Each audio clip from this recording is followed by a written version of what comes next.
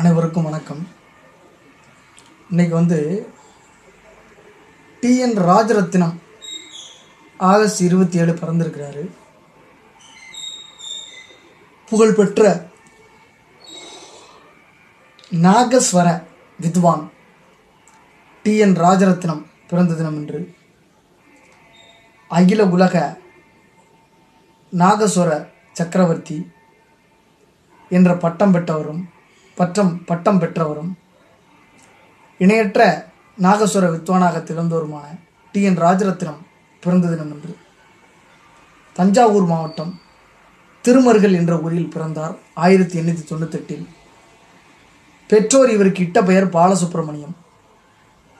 இவர் பிறந்த சில நாட்களிலேயே தந்தை இருந்ததால் தாய் குழந்தையுடன் நாகஸ்வர கலைஞரும் தன் சகோதரருமான நடேசன் என்பவரின் வீட்டுக்கு சென்று விட்டார். அவருக்கு குழந்தை இல்லை என்பதால் இந்த குழந்தையை தத்தி எடுத்துக்கொண்டார். ராஜரத்தினம் என்ற புதிய பெயரை சூட்டி வளர்த்தார். சித்தப்பா கதிரேசனிடம் திருக்கோடிக்காவல் கிருஷ்ண கோனேரி ராஜபுரம் வைத்தியநாதன் கண்ணுச்சாமி ஆகியோரிடம் நாகஸ்வரம் வாசிக்க கற்றுக்கொண்டார். நாகஸ்வர இசையில் நிபுணத்துவம் பெற்றவர்.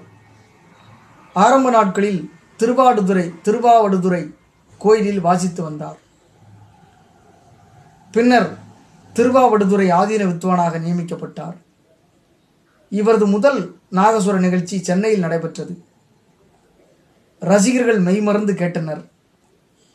முதல் கச்சேரியே அபாரமான வெற்றி. அதன் பின் பல இடங்களில் கச்சேரிகள் நடைபெற்றன.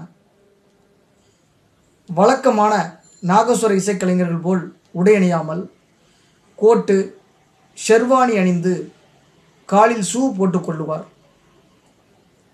கழுத்தில் தங்கச் செங்கிலி, கை விரல்களில் மோதிரங்கள், மணிக்கட்டில் ஒரு பெரிய தங்கக்கடா போன்ற சங்கிலி இவற்றோடு அலங்காரமாக பவனி வந்தார்.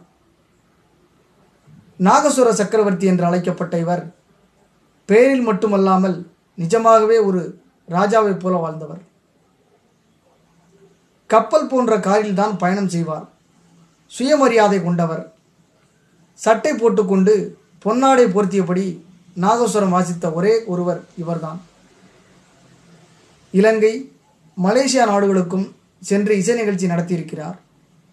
மிஸ் கமலா, கவி காலமேகம் ஆகிய திரைப்படங்களிலும் நடித்திருக்கிறார்.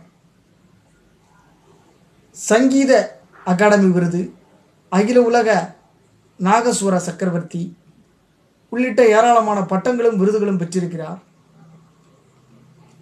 இந்தியா சுதந்திரமடைந்த நள்ளிரவில் டெல்லியில் நடைபெற்ற விழாவில் இவரது மங்கள இசை ஒலித்தது. அந்த விழாவுக்கு இவர் ஒரு சமஸ்தான அதிபர் போல ஆடை அணிந்து சென்றிருந்தார். அவரை பார்த்த குருவே ஆச்சரியமடைந்து அவரிடம், இங்கே வந்திருக்கும் சமஸ்தான அதிபர்களில் ஒருவர் என நினைத்து கொண்டேன் என்று கூறினாராம். காஞ்சி பரமாச்சாரியரிடம் பக்தி கொண்டவர். ஒருமுறை மாயவரம் சென்று கொண்டிருந்த போது தொலைவில் சுவாமிகள் பட்டண பிரவேசம் வருவதை அறிந்தார். உடனே காரில் இருந்து இறங்கி தெருவோரத்தில் நின்று கொண்டு நாயனம் வாசிக்க தொடங்கினார். இசை ஒலித்ததை கேட்ட உடனேயே பரமாச்சாரியார் ராஜரத்தினம் வாசிப்பு போல் இருக்கிறதே என்று கூறி அங்கே போகுமாறு பல்லக்கு தூக்கிகளிடம் உத்தரவிட்டார்.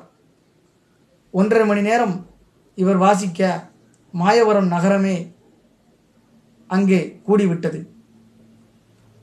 பரமாச்சாரியார் மெய்மறந்து கேட்டு ரசித்துவிட்டு அவருக்கு சாத்துக்குடி பழத்தை ஆசீர்வாதமாக வழங்கினார். அதை பக்தியுடன் பெற்றுக்கொண்டு இந்த ஜென்மா சாபல்யம் அடைந்து விட்டது என்று உணர்ச்சி வசப்பட்டு கூறினாராம். ஏவிஎம் என்பவர் பல மணி நேரம் இவர் இசைத்த தோடி ராகத்தை பதிவு செய்து 6.5 மணி நேர இசைத்தட்டாக வெளியிட்டார். இது உலகம் முழுவதும் விற்பனையாகி சாதனை படைத்தது. ஈடு இணையற்ற நாகஸ்வர கலைஞர் என போற்றப்பட்ட டிஎன் ராஜரத்தினம் என்பவர் 1956 ஆண்டு 58 வயதில் மறைந்து போனார், நம்மளை விட்டு நீங்கினார். நன்றி, வணக்கம்.